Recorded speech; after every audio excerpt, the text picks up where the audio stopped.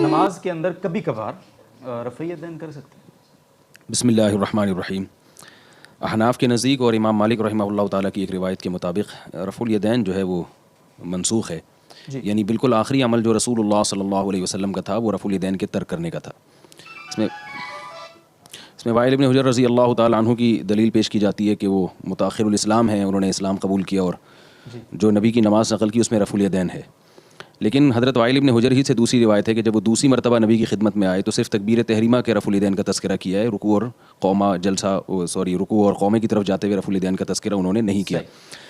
اس سے استدلال کیا گیا ہے اور بہت سارے اس پر یعنی دلائل ہیں کہ اہل کوفہ جہاں جو علم کا مرکز تھا ان کا اس پر اجماع تھا کہ وہ رفع الیدین نہیں کرتے تھے۔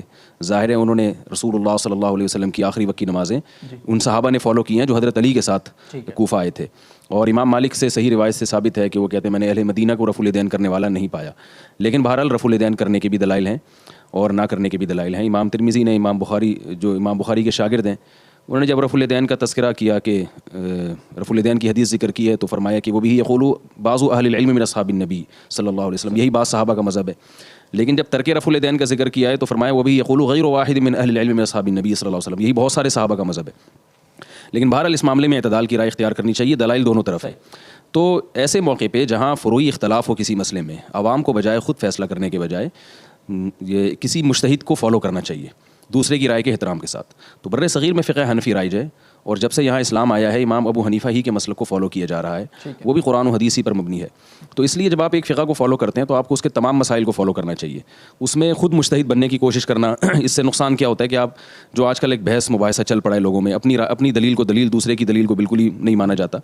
تو جب آپ امام حنیفہ کی رائے کو فالو کر رہے ہیں، اور وہ بہت سارے صحابہ سے منقول بھی ہے، مصنف ابن ابی شیبہ کی روایت ہے کان اصحاب علی و ابن مسعود لا يرفعون ایدیہم فی الصلاۃ، کہ حضرت علی اور عبداللہ بن مسعود کے شاگرد رفع الیدین نہیں کرتے تھے۔ تو دونوں طرف ہیں، میں نے بتایا کہ اس طرف بھی روایتیں، میرا مقصد رفع الیدین کا انکار نہیں ہے، دونوں طرف روایتیں ہیں۔ تو یہ اختلافی مسئلہ ہے، تو کسی ایک فقہ کو فالو کریں اور دوسرے کا احترام کریں۔ تو جو لوگ فقہ حنفی کو فالو کرتے ہیں ان کے لیے افضل یہی ہے کہ وہ نہ کریں، کیونکہ یہ بھی باقاعدہ نبی کی سنت ہے۔ اور اس پر میں نے ابھی پورے دلائل نہیں دیے کیونکہ یہ ایسا حساس موضوع ہے کہ جیسے ہی نیٹ پہ جائے گا ایک دم جو ہے نا احادیث لوگ پیش کرنا شروع کر دیں گے اور طنز کرنا شروع کر دیں گے، تو یہ اتنا ٹائم نہیں ہے کہ میں ڈیٹیل میں دلائل دوں۔ یہ تو مختصر بات کی جاتی ہے، اصولی بات کی جاتی ہے۔ تو اس لیے افضل یہی ہے کہ ترک کر دیا جائے۔ کبھی کبھار کرنے میں کوئی حرج نہیں ہے، ساری زندگی کرنے میں بھی کوئی حرج نہیں ہے، لیکن افضل یہ ہے کیونکہ یہ جائز ناجائز کا اختلاف نہیں ہے، افضلیت کا۔ تو امام ابو حنیفہ رحمہ اللہ تعالیٰ کے نزدیک کیونکہ نبی کا بالکل اینڈ والا جو آخری عمل ہے جس کو زیادہ تر صحابہ نے فالو کیا ہے، وہ ان کی رائے میں نہ کرنا ہے، ترک کرنا ہے۔